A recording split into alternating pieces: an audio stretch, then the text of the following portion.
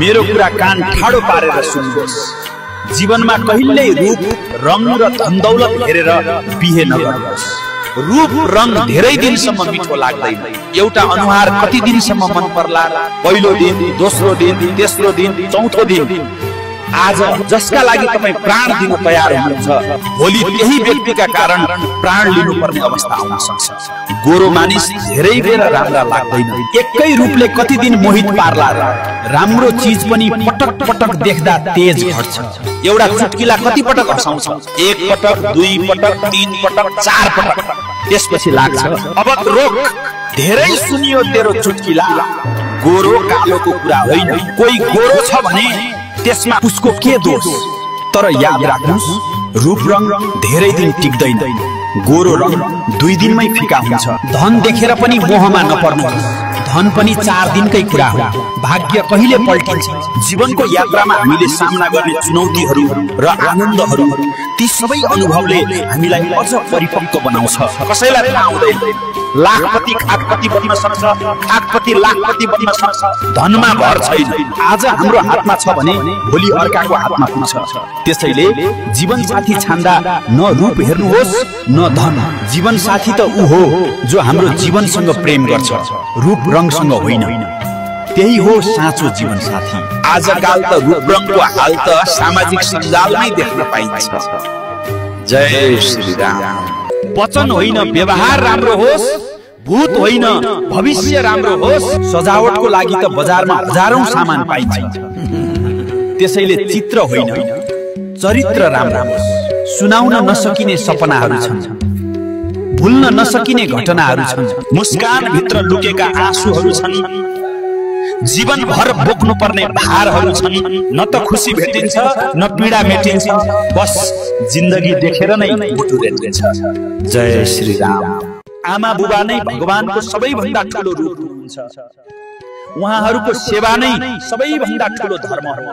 जसले आमा बुबाको इज्जत गर्दैन ऊ कहिल्यै सुखी हुन सक्दैन। आमा बुबाको आशीर्वाद जीवनको सबैभन्दा ठूलो सम्पत्ति हो। जसले आमा बुबालाई छोड्छ उसलाई भगवानले पनि साथ छोडिदिन्छ। आमा बुबाको सेवा गर्ने मान्छे कहिल्यै दुखी हुन सक्दैन। मेरो कुरा धेरैलाई गलत लाग्ला, तर आमा बुबाको सेवा नै सत्य हो। सत्य त सत्य नै हुन्छ।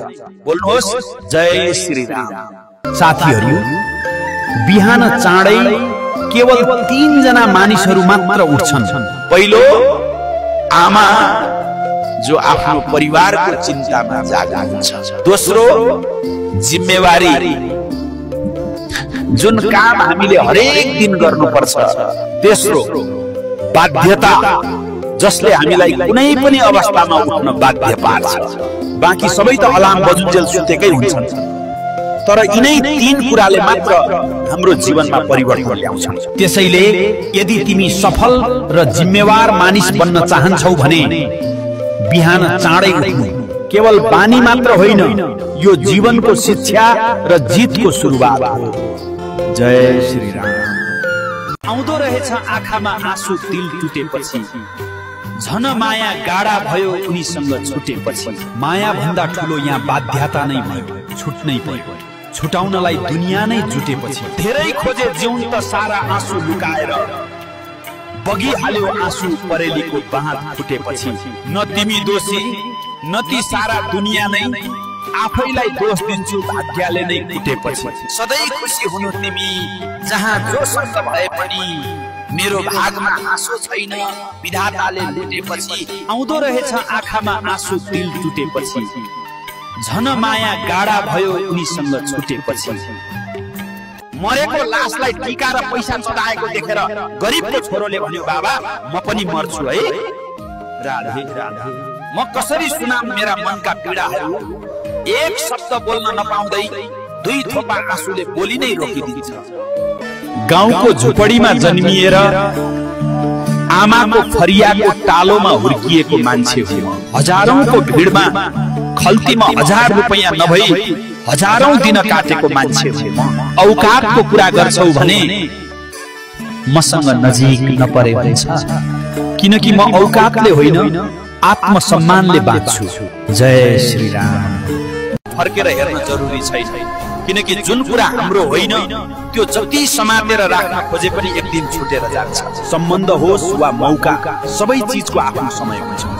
जब कुनै कुरा छुटेर जान्छ त्यही बेला बुझिन्छ कि त्यसले हाम्रो जीवनमा बस यति मात्र ठाउँ पाएको रहेछ। त्यसैले बारम्बार पुरानो दिनलाई सम्झेर पछाडि फर्केर हेर्नुभन्दा अब आउने दिनलाई हेरेर अगाडि बढ्नु राम्रो हुन्छ।